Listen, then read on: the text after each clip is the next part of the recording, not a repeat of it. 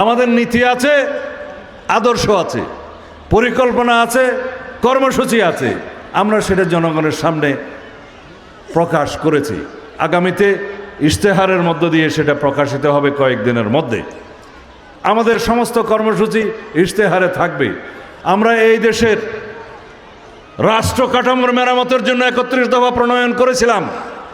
লক্ষ্য এবং উদ্দেশ্য ছিল যে এই দেশের সাংবিধানিক সংস্কারের মধ্য দিয়ে এই দেশে শক্তিশালী গণতান্ত্রিক কাঠামো নির্মাণ করা হবে।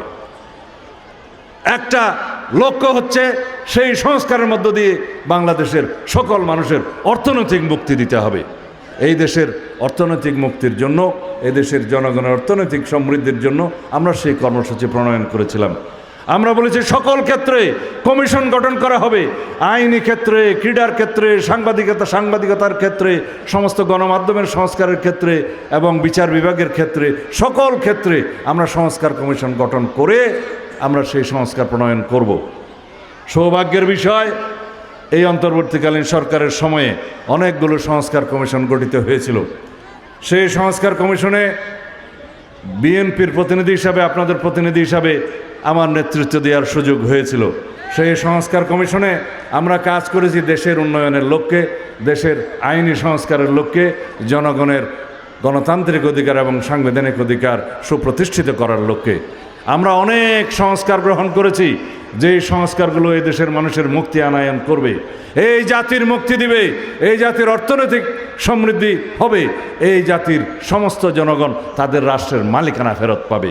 সেই লক্ষ্যে আমরা সংস্কার কার্যক্রম গ্রহণ করেছি। এইভাবে আমরা এই রাষ্ট্রকে এগিয়ে নিয়ে যাব।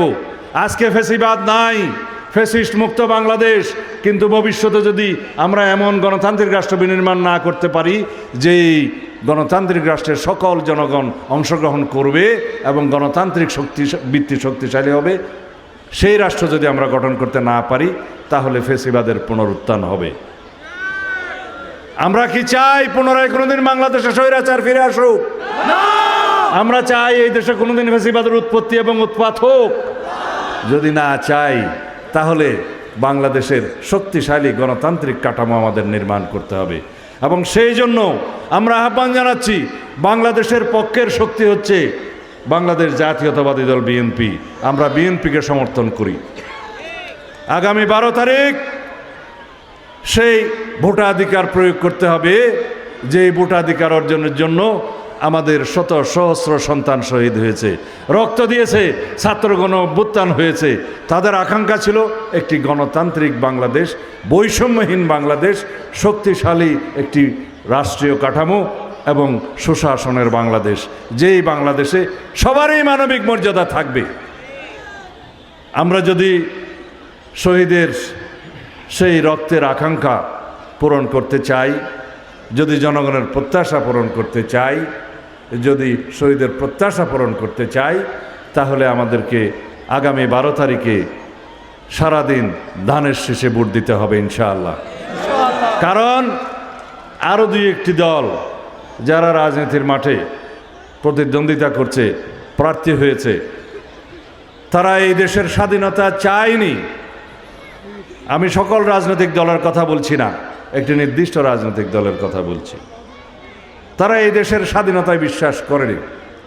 এখানে বারোবাকিয়ায় আমাদের সনাতন ধর্মী মা বোনেরা আছে, ভাই বন্ধুরা আছে।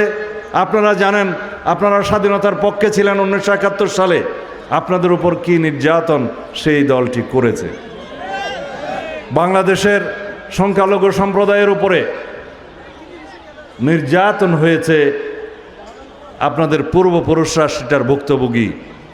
আজকে নবরূপে একটি ধর্মভিত্তিক দল নতুন করে আপনাদের কাছে ভোট প্রার্থনা করতে এসছে। তারা বলছে তাদের দলে নাকি একজন মুক্তিযোদ্ধাও যোগদান করেছে। তারা বলছে তাদের দলে নাকি ধর্মভিত্তিক আরও কয়েকটি রাজনৈতিক দল যোগদান করেছে। হ্যাঁ, করেছে, কিন্তু সেটা হলো জনগণকে প্রতারণা করার জন্য, ধোঁকা দেওয়ার জন্য। আমাদের পুরো দলটাই তো মুক্তিযুদ্ধের মহানায়কের প্রতিষ্ঠিত দল। আমরা মুক্তিযোদ্ধাদের দল। এদেশের স্বাধীনতার মহান ঘোষক শহীদ রাষ্ট্রপতি জিয়াউর রহমানের দল।